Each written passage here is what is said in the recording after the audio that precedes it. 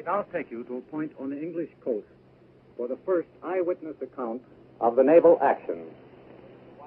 Stanley Richardson reporting. Scale military invasion operation in history.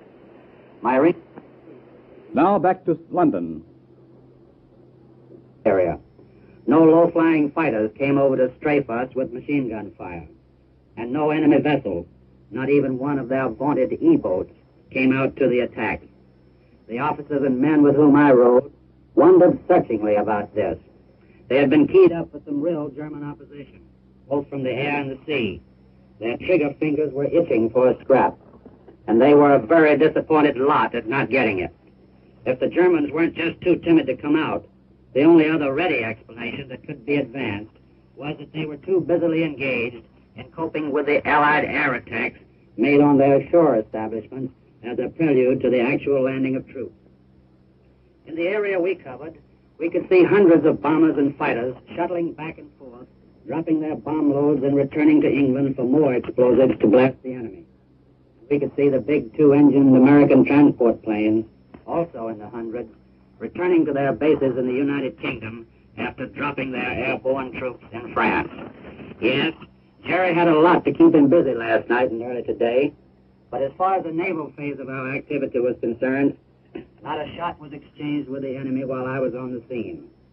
For that preliminary phase of the show, at any rate, it was all too incredibly easy. We left our patrol torpedo boat based in daylight to accompany the slower-moving light advance guard of ships which had to pave the way for the actual landing.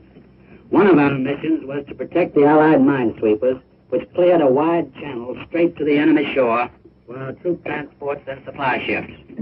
Long lines of ships of every description were discernible on the skyline, literally miles of craft in even columns converging upon the area in the channel marked for the concentration point for the actual invasion.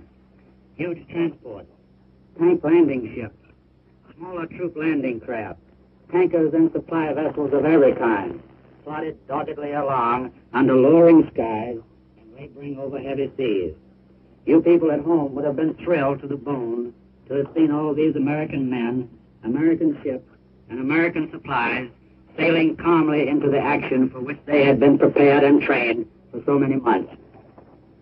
It was estimated that there were more than 4,000 ships of all kinds in the channel for this combined operation. By nightfall, we were nearing the French coast, and our watch tightened. But nothing happened. Even when a full, near moon, appearing fitfully from behind the clouds, gave our position away clearly to any enemy who may have been lying in wait for us. Then the fast and heavy combat ships moved up into position. All aligned themselves in the bombardment area to loose a hail of high explosives to protect the troops moving into the beaches on their landing craft.